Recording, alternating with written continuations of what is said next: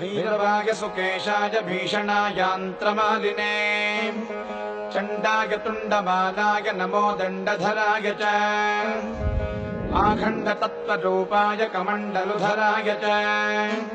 नमस्ते चण्डसिंहाय सत्यसिंहाय ते नमः नमस्ते श्वेतसिंहाय पीतसिंहाय ते नमः नीलसिंहाय नीलाय रक्तसिंहाय ते नमः नमो हरिद्रसिंहाय धूम्रसिंहाय ते नमः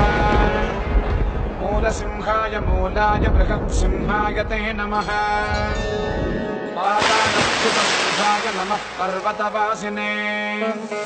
नमो जलस्थसिंहाय अन्तरिक्षस्थिताय च कालाग्निरुद्रसिंहाय चण्डसिंहाय ते नमः अनन्तजिह्वसिंहाय अनन्तगतये नमः नमोऽस्तु वीरसिंहाय बहुसिंहस्वरूपिणे नमो विचित्रसिंहाय नारसिंहाय ते नमः अभयङ्करसिंहाय नारसिंहाय ते नमः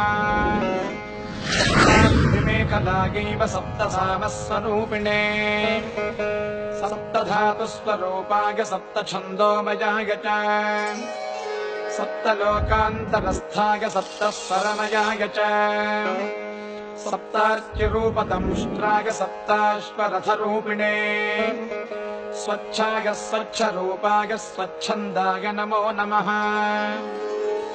श्रीवत्साय सुवेशाय श्रुतके श्रुतमूर्तये शुचिश्रवाय शूराय सुभोगाय सुधन्विने शुभ्राय सुमनाथाय सुलभाय शुभाय च सुदर्शनाय सूक्ताय निवृत्ताय नमो नमः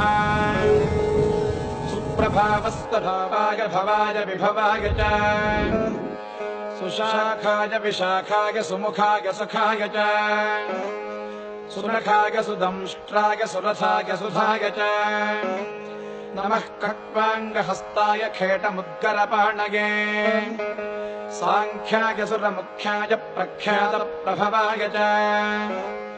खगेन्द्राय मृगेन्द्राय नगेन्द्राय ध्रुवाय च नागकेयूरहाराय नागेन्द्रायाघमर्दिने नदीवासाय नागाय नानारूपधराय च नागेश्वराय नग्नाय नमितायामिताय च नागान्तकरथाय